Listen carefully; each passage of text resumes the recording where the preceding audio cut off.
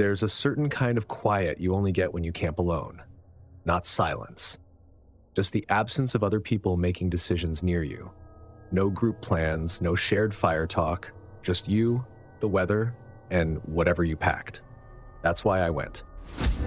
I work in logistics. My entire job is anticipating problems before they happen. That weekend, I wanted something simple enough that nothing required anticipating. I drove up toward Dahlonega on a Friday afternoon in November 2017. Light rain the whole way. Not enough to cancel anything, just enough to keep most people home. I turned off onto a Forest Service road I'd used once before. Gravel, shallow ruts, puddles collecting in the low spots. I took it slow. About 40 minutes in, I found a small clearing with an old fire ring. The ridge behind it rose at a steady angle, maybe a couple 100 feet up. From where I parked, you could see the top line of trees against the sky. I liked that. It made the space feel defined. I set up my tent under a tarp, angled for runoff, got a small fire going just at the edge so the smoke would drift away from the tent opening. Nothing complicated. I heated up a pre-packed meal, ate standing up, listened to the rain on the tarp. It felt normal. That's important. Nothing about it felt tense or exposed. Right before full dark, I stood up to stretch and looked toward the ridge. There were 3 pale shapes near the top. At first, I didn't even register them as people, just lighter patches against darker trees. Then my brain adjusted and decided hikers in rain ponchos. That made sense. The Appalachian Trail cuts through parts of that area. Late season hikers trying to finish a section before winter. They weren't moving. That was the only thing that didn't fit. Even when people stop, they shift weight, adjust straps, turn their heads. These shapes just stayed in place. I watched for maybe 15 seconds. Then I looked down to add a piece of wood to the fire. When I looked back up, there were only 2. I assumed the third had stepped behind a tree or moved along the ridge. A minute later, there was 1. The last one remained slightly offset from where the others had been. Then it also dipped out of sight. No movement down the slope. No side-to-side travel. Just gone. I stayed standing there longer than necessary, expecting to see them reappear lower on the ridge. They didn't. Dark settled quickly after that. The rain got a little steadier. I packed everything back into the car except my sleeping bag and a small lantern. I don't leave food out overnight. Inside the tent, the space felt tighter than it had earlier. That's normal once it's fully dark. I turned off the lantern and lay there listening to the rain. Sometime later, I don't know exactly how long, I heard something separate from the rainfall. Footsteps. Not close. Higher up. If you spend enough time outside, you learn the patterns of animal movement. Deer step unevenly. They stop often. They scrape. This was more consistent. It sounded like more than one set. I shifted onto my side and focused on it. The rain made it faint, but every few seconds I caught it again. The sound was descending the slope. That didn't automatically mean anything. Public land. People move around. But they weren't heading toward the road behind my campsite. They were coming down toward the clearing. I reached up and turned off the small lantern I'd left clipped inside the tent. If someone was above me looking down, I didn't want light outlining the tent walls. The steps continued. Not rushing, not sneaking either, just steady. I unzipped the tent slowly and stepped outside. The rain was light enough that I could hear better once I was out. The footsteps stopped, not faded, stopped. I waited there, trying to separate rain from movement. Nothing. I walked toward my car with my keys already in my hand. I told myself I was grabbing something from the trunk. That explanation felt easier than admitting I wanted the option to leave. Halfway there, something landed in the leaves behind me. Small, solid. A rock. Not thrown hard, just enough to hit the ground with intention. I didn't look back. I got into the driver's seat and shut the door quietly. When I started the engine, the tire pressure warning light came on immediately. I paused. I shut the engine off and stepped back out with my flashlight. The front passenger tire looked lower than it should. Not flattened, just soft. The rear tire on the same side looked similar. I crouched and pressed into the rubber. It gave easily. There were no visible cuts. If they had been slashed, that would have been obvious. These looked like small punctures. the kind that leak gradually, which meant they hadn't just happened in that moment. I went to the trunk and pulled out the portable air compressor I keep for long drives, plugged it in, started filling the front tire. While it ran, I listened. Rain. Then another small impact against the rear of the vehicle. Metal this time. I swung the flashlight toward the tree line. Nothing reflected back. No headlamps, no movement. The compressor hummed louder than I liked. I filled the tire just enough to move, then did the rear. Another rock hit, higher this time near the rear window. Not hard enough to crack it, just enough to remind me they were there. I didn't try to top the tires off. I just needed them functional. I got back in, locked the doors, and eased forward onto the service road. I kept it slow, under 15. The road was narrow, and if I damaged the rims, I'd be stranded completely. For the first 100 yards, nothing happened. Then something struck the back of the vehicle again. Not constant, spaced out. It didn't feel random. I didn't accelerate. I focused on staying centered between the ruts. After a few minutes, the trees thinned and the road widened slightly. I pressed the gas harder. The impacts stopped. I drove without turning on music, without checking my mirrors more than necessary, just watching the road. When I hit pavement, I kept going until I reached a gas station with overhead lights. I parked under the brightest section and got out. Both tires were still losing air slowly. The next day, back home, a shop confirmed 2 small punctures. Clean, narrow entries. Not road debris, according to the mechanic, but he couldn't say for sure. He asked where I'd been driving. I told him gravel roads. He nodded like that explained it. Maybe it did. What I can't explain is the timing. 3 pale shapes at dusk. Footsteps descending only after full dark. Tires compromised in a way that didn't disable the car immediately. Just enough to delay me. And rocks thrown not to injure or destroy, but to apply pressure. It didn't feel chaotic. It felt measured. And that's the part I still think about.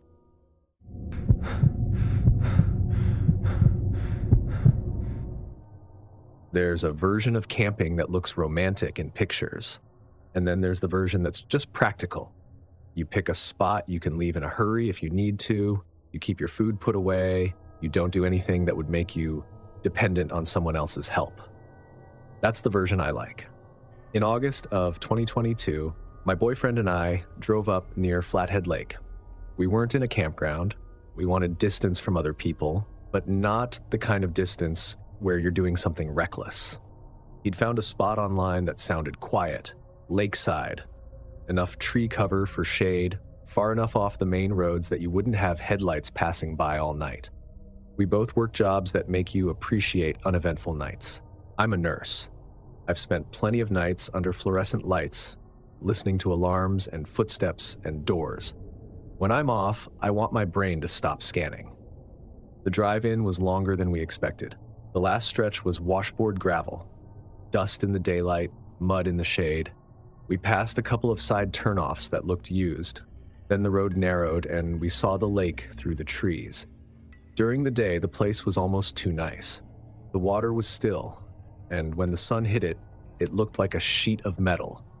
The air smelled like pine and damp earth where the shade held onto last night's moisture. You could hear a bird now and then, a small sound that didn't carry far. We picked a flat area a little back from the shore, not right on the water, because I've been around enough mosquitoes to learn. We set the tent with the door facing the car, mostly out of habit. The car was close, but not so close we'd sleep with headlights in our faces if we opened a door.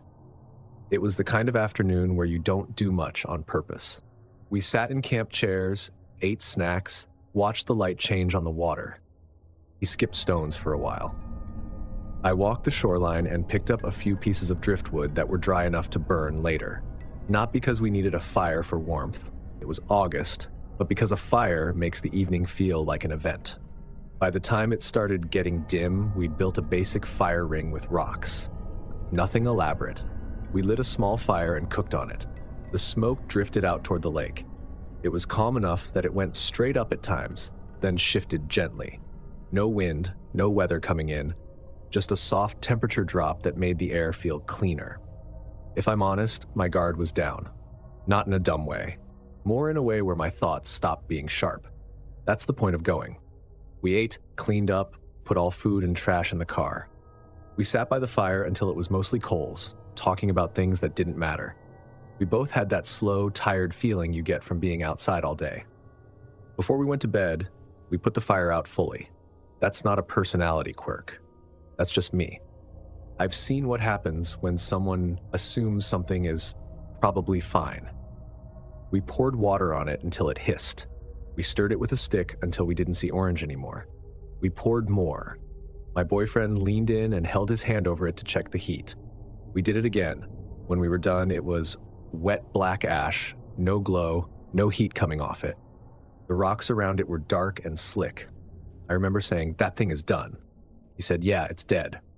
We went into the tent, zipped it, and settled in. The lake was quiet. No waves, no boat motors. The only sounds were small ones, fabric shifting, insects, the occasional snap of a twig that could have been anything. I fell asleep fast. I woke up at 2:40 a.m. I know the time because the light woke me before I even touched my phone, and when I did, it said 2:40. I wasn't waking up naturally. Something pulled me out of sleep. At first, I thought it was the moon. Then I realized the light was wrong. It was orange and moving. Not flickering like a candle right next to you, but shifting enough that the tent fabric brightened and dimmed in slow pulses. My boyfriend was awake too. I could tell by how still he was. "Do you see that?" I whispered. He didn't answer immediately. He said, "Is that our fire?" We both sat up. The glow was strong enough that it lit the seams of the tent. For a second, my mind tried to produce the easiest explanation. We didn't put it out. We were tired. We missed something. It reignited. But even before I looked, I knew that didn't fit. Wet ash doesn't turn into a bright orange glow like that. Not without help. I unzipped the tent a few inches, just enough to see out without opening the whole front. The fire was burning. Not embers. A full fire with flames high enough to throw light into the trees. It wasn't a small accidental flare. It looked built. There were pieces of wood stacked in a way that made the flame stable, like someone had arranged it with intent. I stared at it longer than I should have. My brain was trying to catch up, like it needed an extra few seconds to accept what it was seeing. My boyfriend whispered, "We drowned that." "I know," I said. He reached for his flashlight. I grabbed his wrist without thinking. "Don't," I said, and I hated how sharp it sounded. He paused. Using light felt like turning ourselves into a marker, like saying, "Here we are." He let go of the flashlight and leaned forward to look out through the opening I'd made. Then he said, "Where did that wood come from?" That was the other thing. The pieces in the fire were not the scraps we had left. We'd burned most of what we collected. What was burning now looked like someone had brought in fresh wood, cleaner bark, thicker pieces, some of it arranged like a simple log cabin stack. My skin went tight along my arms, not from cold, just from the situation shifting. We listened. Nothing. No footsteps, no voices, no zipper sounds from another tent, no car doors. The lake was still quiet. I pulled the zipper down a little more and leaned out. I scanned the tree line and the shoreline. No headlamps, no silhouettes. We were alone out there, except for whoever made that fire. My boyfriend said, "Maybe someone's messing with us." It was the first time he said something out loud that tried to make it smaller. People do that. I do that too, when something doesn't fit and you want it to fit anyway. But a messing with us that involves a fire you go to sleep next to is a specific kind of choice. He shifted like he was going to climb out. "Wait," I said, "listen." We both went quiet. That's when we heard it. Laughter, faint and thin, coming across the lake. It wasn't close. It was far enough that it carried strangely, like it was hitting the water and bouncing. I couldn't tell exactly where it was coming from, which side, which distance. It sounded like more than one person, but the echo made it smear. It didn't sound drunk. It didn't sound like kids running around a campsite. It sounded like someone laughing at something they could still see. My boyfriend whispered, "That's over the water." I didn't answer. I was trying to decide what mattered more, the laughter or the fire. The fire was the immediate problem. If that caught something, it wouldn't matter who was laughing. He moved anyway, slowly, and unzipped the tent. I followed. The ground was cold under my feet. I remember noticing that detail because it made everything feel too real. He stood between me and the fire, like that would help. The fire crackled louder than it had earlier. It had that steady sound of a fire that's been going long enough to establish itself. The heat hit our faces. He reached for a stick on the ground and started pushing dirt toward it. I grabbed the water jug we kept near the tent and poured. The flames dropped, then flared again like they were resisting. That shouldn't have been possible given what we'd left. The laughter continued for a few seconds, then stopped. Not faded. Stopped. That silence felt like a response. We kept working anyway. Pour, stir, pour. My boyfriend kicked dirt in with his shoe. It took longer than it should have, and that's something I keep coming back to. If it had been a few embers, it would have been quick. This wasn't. When it finally went down to steam and dark, we stood there breathing hard and listening, waiting for the next sound. Nothing. The trees were dark walls. The lake was black. The only light was the faint outline of the sky. My boyfriend said, "What the hell?" He sounded smaller than usual. He doesn't get rattled easily. I said, "We're leaving."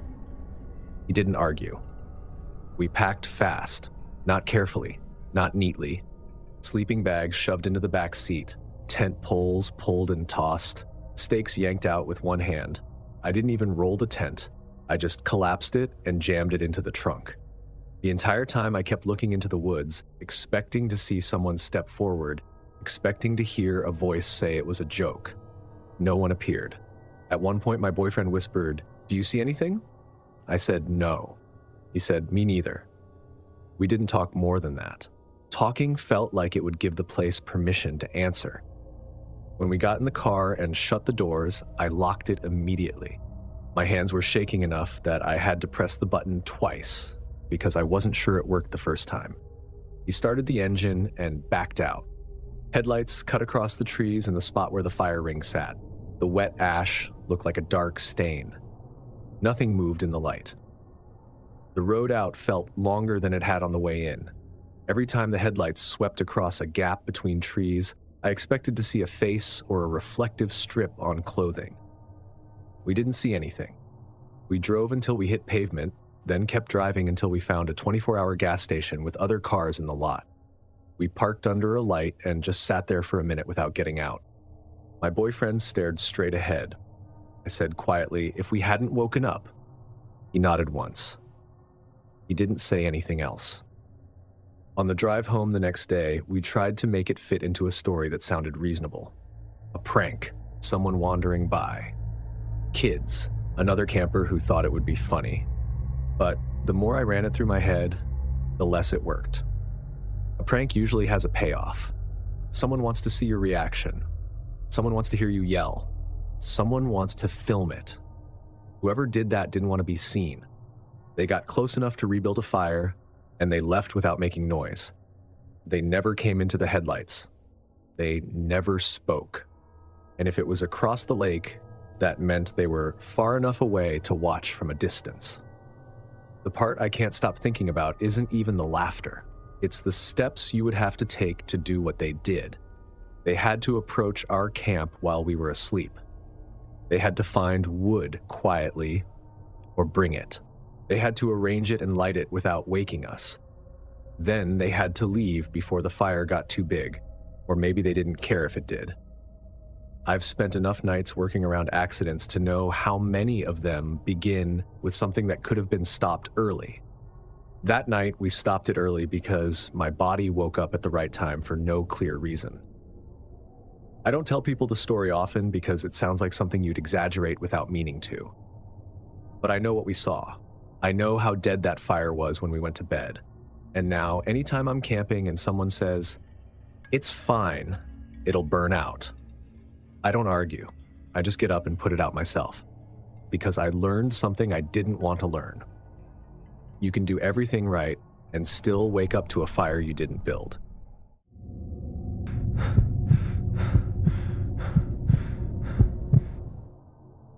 I'm not someone who grew up camping. I didn't have that childhood where you know how to tie knots before you know long division. I'm an accountant. I like things predictable. I like numbers because they don't improvise. In April of 2021, I needed a few days where nothing asked anything from me. Tax season had just ended, and I felt like I'd been indoors for months. Moab seemed like a place where space itself would do the work of clearing my head. I drove out alone. I told people where I was going. I had extra water in the trunk. I wasn't trying to prove anything. I just wanted quiet. The desert outside Moab has a strange effect during the day. You can see so far that it feels open in a reassuring way. The horizon is clean. The rock formations look fixed and permanent. There's no clutter. I found a remote pull-off off a dirt road that branched away from the more popular areas. No marked campsites, just open land, scattered brush, red rock in the distance. I parked on relatively level ground and set my tent about 15 feet from the car. I positioned the tent so that when I unzipped it, I'd be facing the vehicle. That wasn't a fear decision. It was practical. If I needed something in the night, I wouldn't have to turn around to find it. The evening was uneventful. I heated up something simple on a small camp stove, watched the sky fade from orange to deep blue. The temperature dropped quickly once the sun disappeared, but I'd planned for that. I pulled on a thicker layer and crawled into my sleeping bag earlier than I normally would at home. There's a kind of silence in the desert that's different from forests. In a forest, you expect movement. Leaves, branches, animals shifting. In the desert, sound carries in unpredictable ways. A small noise can seem far away. A distant sound can feel close. I locked my car before I went into the tent. I remember pressing the key fob and seeing the lights blink once. I fell asleep faster than I thought I would. The first time I woke up, it was to a sound I recognized immediately. A car door closing, not slamming, just that solid, hollow thunk of a door being pushed shut. I opened my eyes and stayed still. I didn't reach for my phone right away. I just listened. No engine started, no footsteps followed, no voices. I told myself it was wind. That explanation didn't fit perfectly, but it was the easiest one available.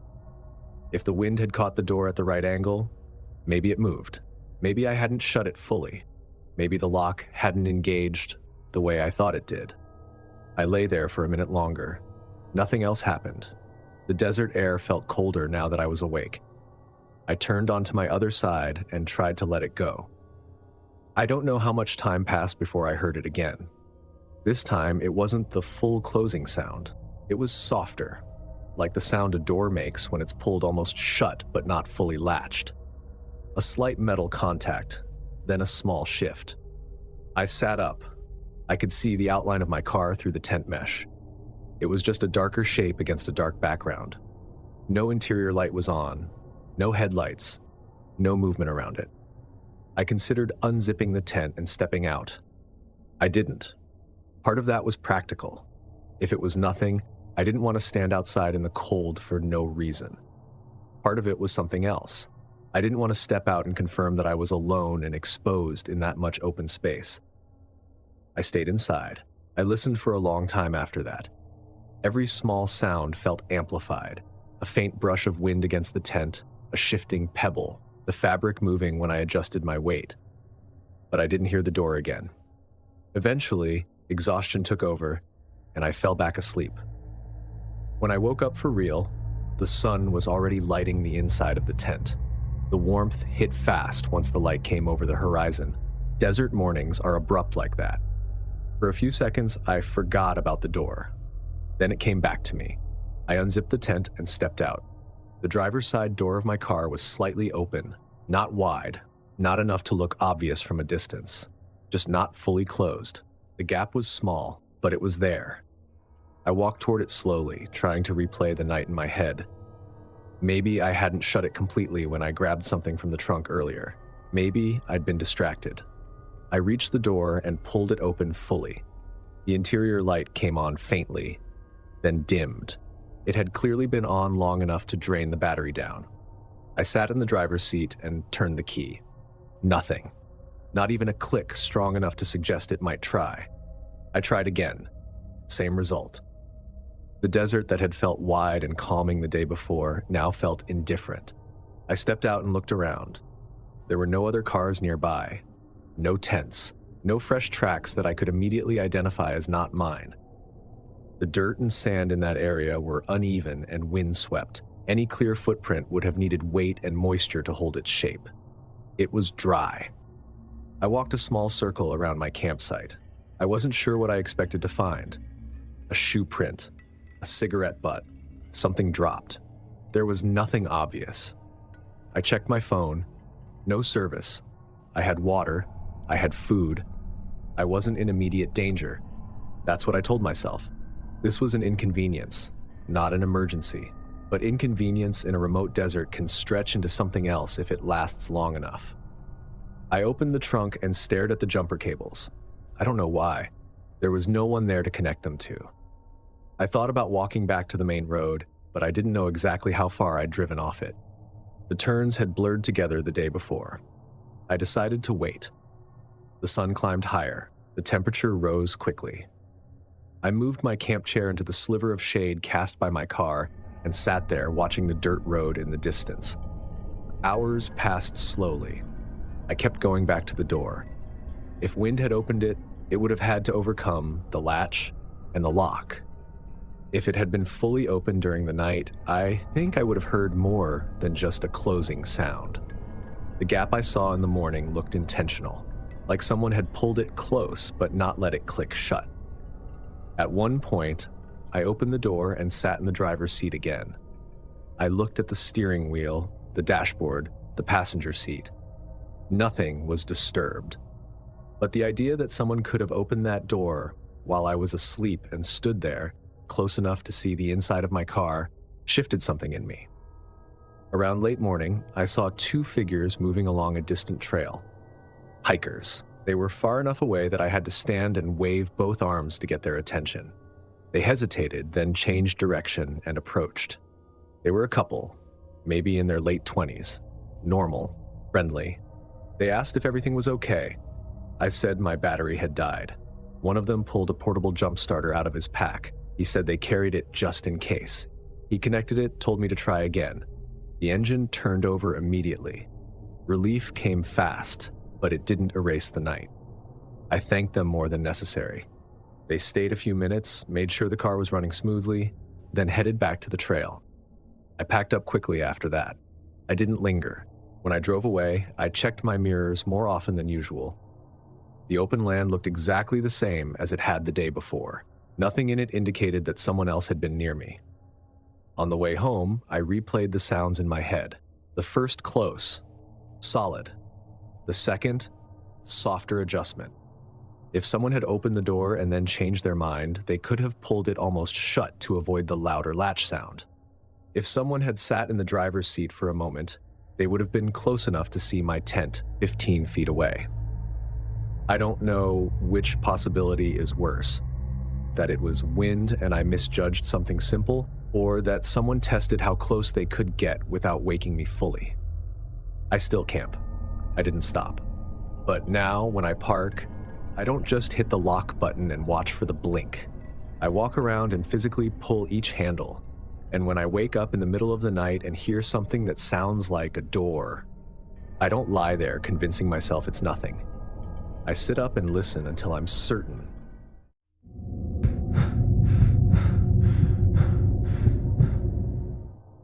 I've been teaching high school long enough that I've developed a habit of explaining things away before they turn into something bigger.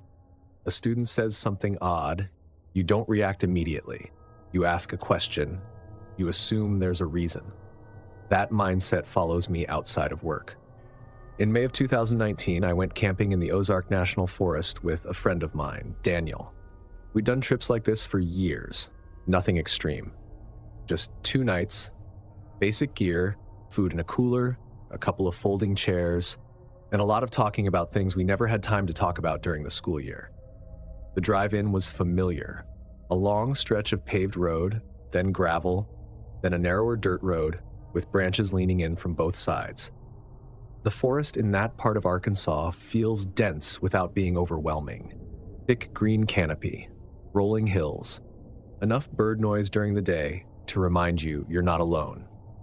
We found a clearing we'd used once before.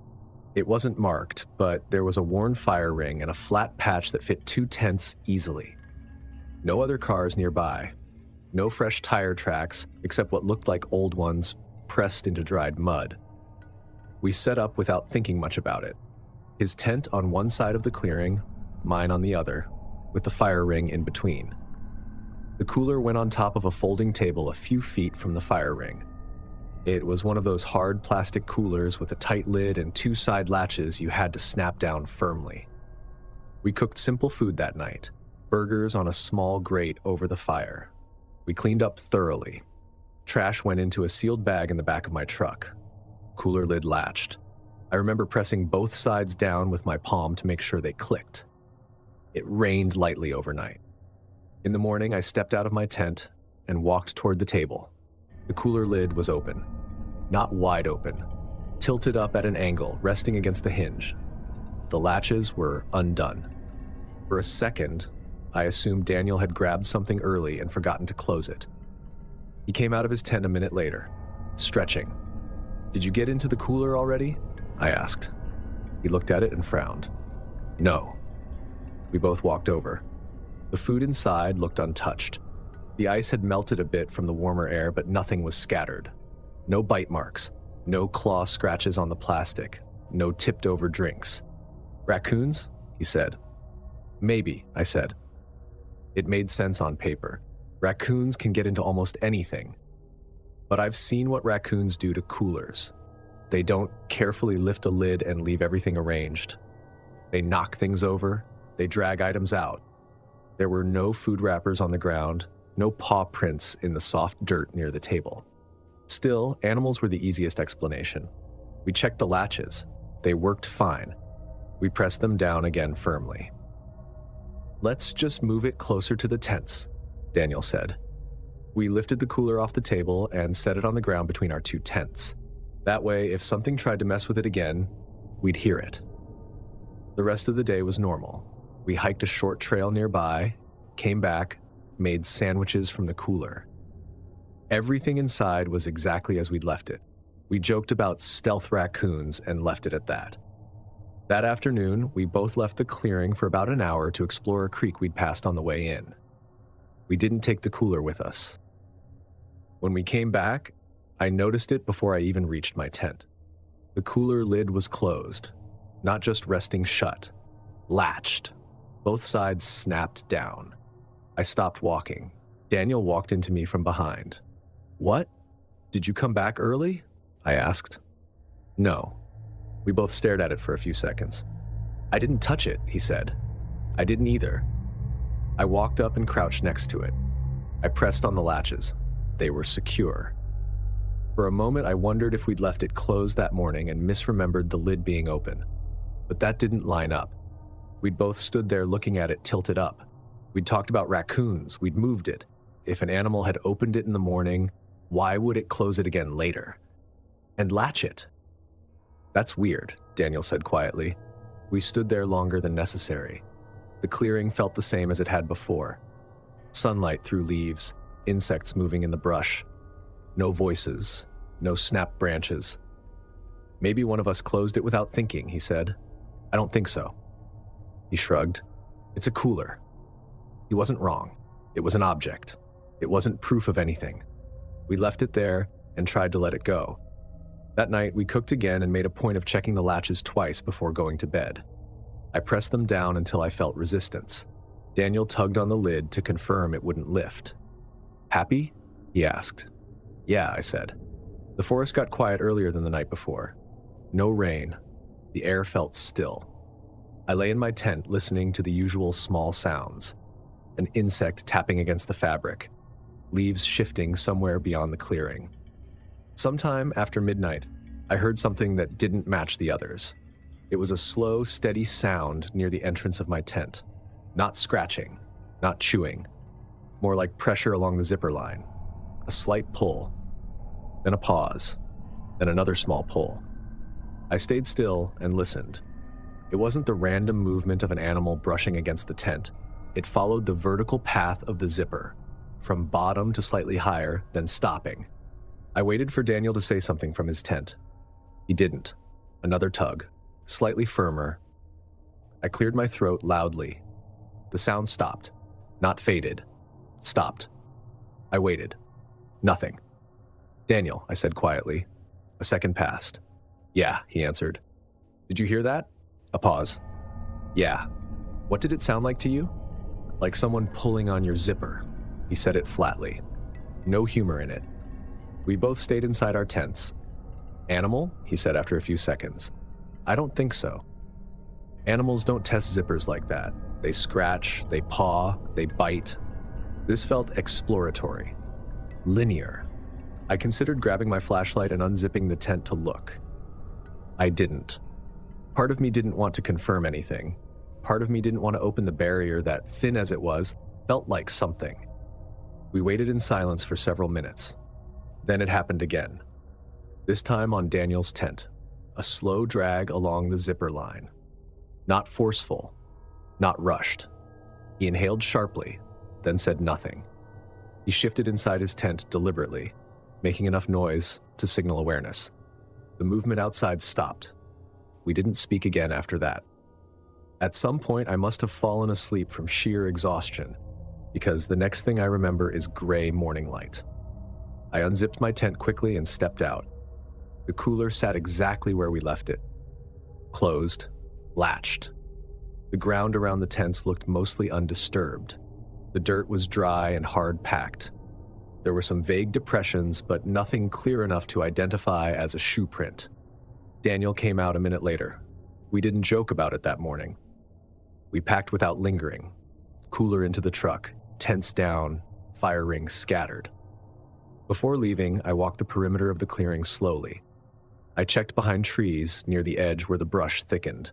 There were no other tents, no parked vehicles hidden out of sight, no cigarette butts, no trash, just forest. On the drive out, we talked through possibilities. "Maybe someone walked through and messed with us," Daniel said. "Why close the cooler again?" I asked. "To mess with us more." It sounded thin even as he said it. No food was taken, nothing was broken, no attempt was made to get inside the tents beyond those light zipper pulls. That's what stayed with me. Whoever or whatever interacted with our campsite didn't take anything, didn't escalate, didn't try to force entry.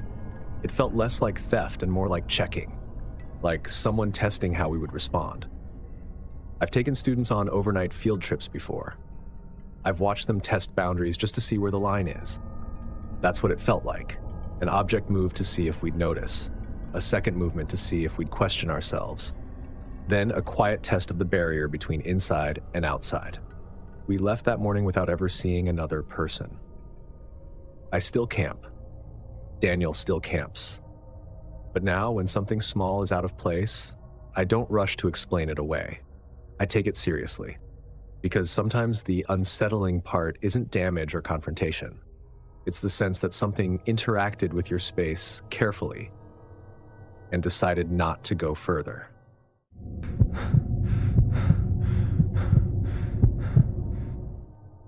I don't camp to prove anything.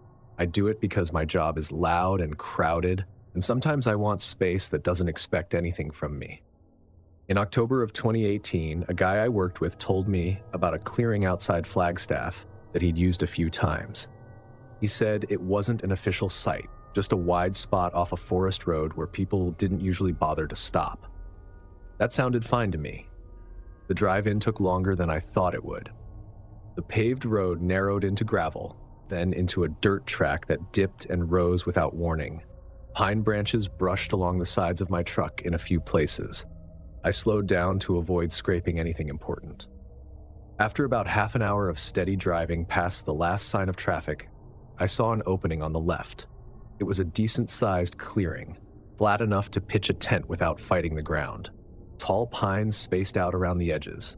You could see into the woods, but not far enough to feel exposed. There wasn't a built fire ring, which usually means the spot isn't heavily used.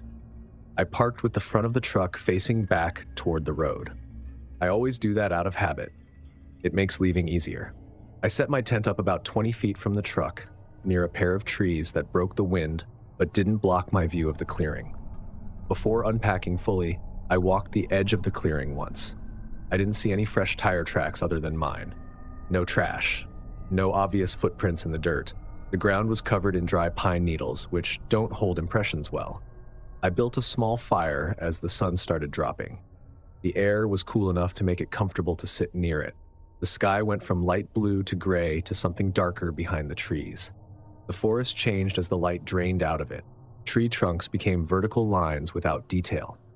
That's when I noticed a shape between two trees at the far edge of the clearing. It looked like a person standing still. It was taller than the brush around it and darker than the trunks beside it. The outline wasn't sharp, but it didn't look like a branch or a stump. It looked upright. I assumed someone else had driven in after me and parked farther down the road. Maybe they'd walked up to see if the clearing was occupied. I stood there watching for a moment, expecting it to move. It didn't. I shifted a few steps to the right to change my angle. The shape stayed in roughly the same place relative to the trees. "Hey," I called out, not loud, just enough to make it clear I'd seen something. There was no answer. I took another step and the shape disappeared behind the tree line. It didn't walk across the clearing. It didn't step forward. It was there, then it wasn't. I listened for movement in the brush. I didn't hear any. The light was almost gone at that point. I told myself it was easy to misread shadows when your eyes are adjusting. I've done enough late-night work to know how depth changes when contrast drops. Once it was fully dark, I couldn't see that far into the trees anyway. I ate, cleaned up, and put everything scented inside the truck. I locked the doors and checked them manually. I put the fire out before getting into my tent. The night was quiet. No wind. No distant engines. The kind of quiet that feels steady rather than empty. I fell asleep without much trouble.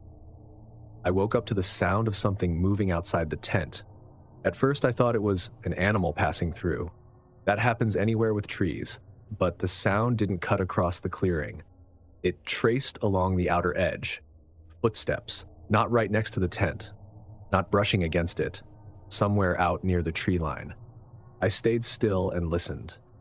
The steps were spaced evenly, not the uneven pattern of a deer shifting its weight, not the quick, light movement of something small.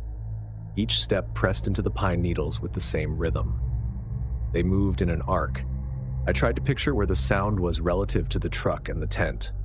It seemed to circle the clearing without coming straight in. I cleared my throat loudly, just to see what would happen. The footsteps stopped. I waited. After a short pause, they started again. Same distance, same pace. There was no beam of light cutting through the trees.